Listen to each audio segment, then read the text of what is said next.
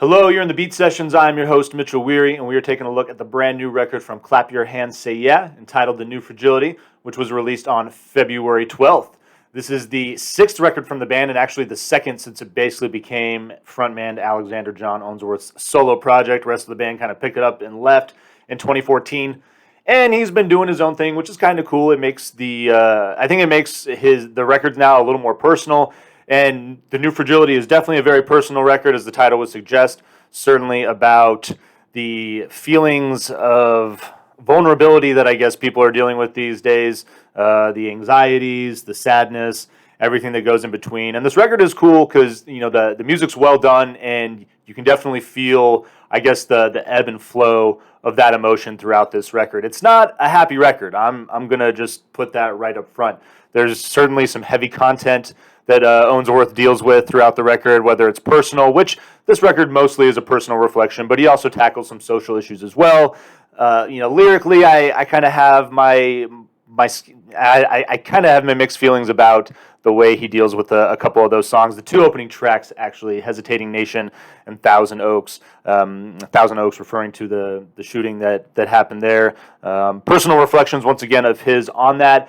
But again, I find songs like this a little ephemeral, especially when they're too direct, and it's tough to do. It's tough to write songs of that nature, but I think the music is well done and captures the mood in a way that I still find the song pleasant to listen to, and it's still really catchy. It has Thousand Oaks especially is got great hooks. Just a really nice kind of like just jumpy feel. It's got good rhythm and good pace.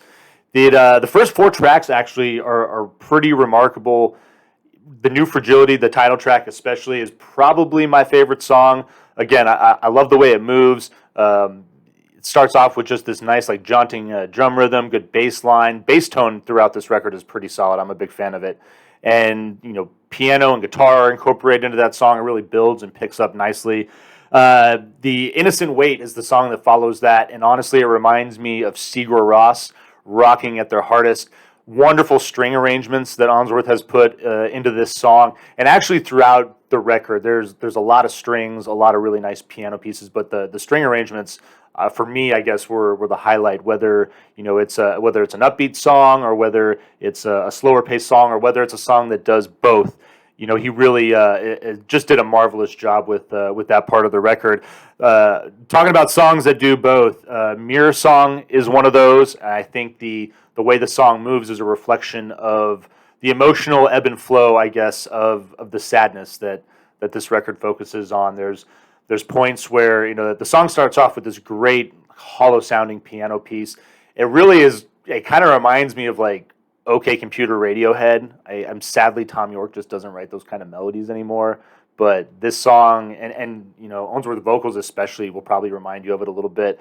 But the song builds, and then this sad piano riff just creeps back in just the right spots. I don't want to spoil the song too much for you, but it's really well done, and again a really nice reflection of the album as a piece of art itself.